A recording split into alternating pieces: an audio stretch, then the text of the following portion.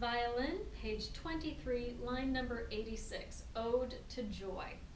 Now, this one is one of my favorite pieces of orchestral music. It was written by the German composer Ludwig van Beethoven near the end of his life, so right around the beginning of the 19th century. And while Beethoven was a really well-known composer, one of the most interesting things about him is that he was deaf for most of the end of his life due to an unknown neurological reason. And this piece he wrote, basically he would saw the legs off of his piano so they would lay on the floor, and then he'd lay his ear on them and pound on the keys so that the vibrations would reach far enough in that he could actually feel it. And that was the way he composed this piece of music, which is largely considered to be one of the most beautiful pieces of music in the world. And this one was, it's 3 lines here in the book. The cellos actually have 4. So we're going to start with a couple of things about this song that are different from the ones we've done previously. This one has some bowing markings in it. It starts with a down bow, but also if you look near the end of the top line, right around the 4th measure, you'll notice that this one has half notes. They could look very similar to our quarter notes, but the note head is not colored in. So that's an easy way to tell that they're worth a different amount of time. And our half note is in fact worth 2 counts, and you can refer back to page 22 in order to find that. So please do if necessary. And you're going to hear me play them and use a slightly longer bowing for them. So something I do to moderate that is, if I have a quarter note, it's about a third to half of my bow. So it's 4 quarter notes. But if I wanted a half note, I go through my full bow at almost the same speed. So did you notice how my quarter notes, I pulled 2 of them in a row, the bow in the same direction? Down, down, up, up. That usually gives you a really good idea of how much bow you're going to need in order to make those notes last long enough. Don't be afraid of your bow.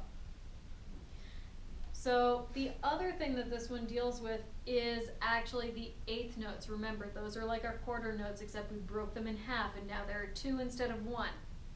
So those go twice as quickly. You will hear it when we count it. But first things first, let's talk about our note letters. Here we go. 1, 2, ready, go. F sharp, G, A, G, F sharp, E, D, D, E, F sharp, E, F sharp, G, A, G, F sharp, E, D, D, E, F sharp, E, D, E, F sharp, D, E, F, G, F sharp, D, E, F, G, F sharp, E, D, E, A, F sharp, G, A, G, F sharp, E, D, D, E, F sharp, E, D. Now, did any of you notice that over all of your A's, there's this tiny number 4 there? Now, why is that? At the top of page 23, you can see this big banner that talks about the 4th finger. Congratulations, you've got there!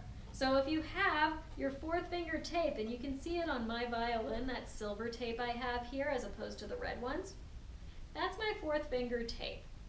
If you don't have one of these, then try and find it. You're actually going to have to reach your pinky out.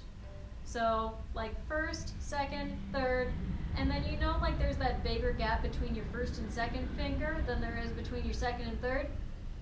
Reach out about that far again, that bigger space between your third finger and where you think your pinky's going to go. And you notice I'm just laying it down like a drawbridge. I'm not actually curling it like I am the rest of my fingers. That one can just lay down flat.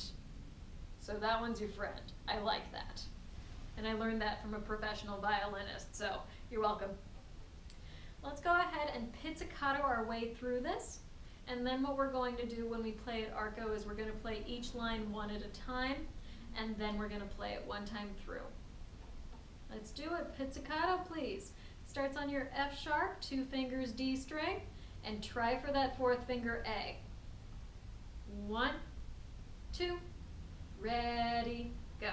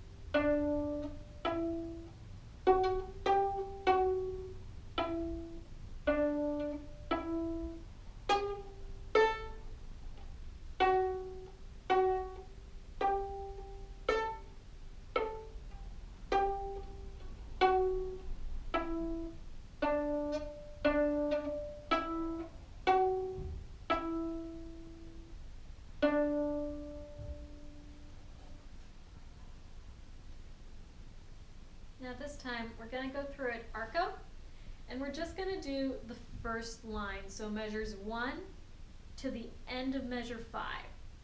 So that one's going to end on a fourth finger A, and it's going to feel like it's not really complete, the musical sentence isn't. But don't let that throw you off. We're just going through it line by line this time so that we can chunk it out, which is a great way to practice it. If you need to make them even smaller chunks, like measure by measure, that is a great idea, and I highly suggest you do it if anything feels kind of sticky for you. First line, 1, 2, ready, go.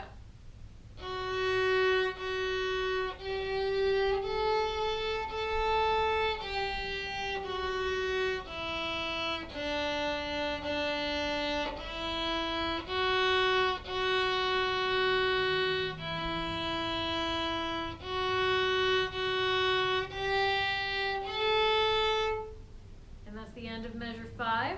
Now measure 6, the beginning of the middle line, the second line, is going to start on that fourth finger A. Ready? Second line. 1, 2, ready, go.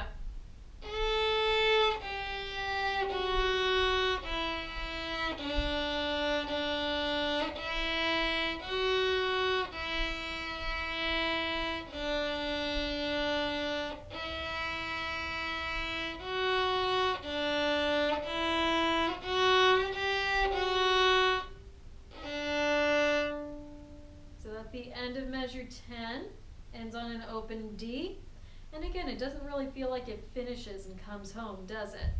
So let's take a look at that third line arco and see if we can't find that resolution we're looking for. Starts on a first finger E, measure 11, 1, 2, and ready, go.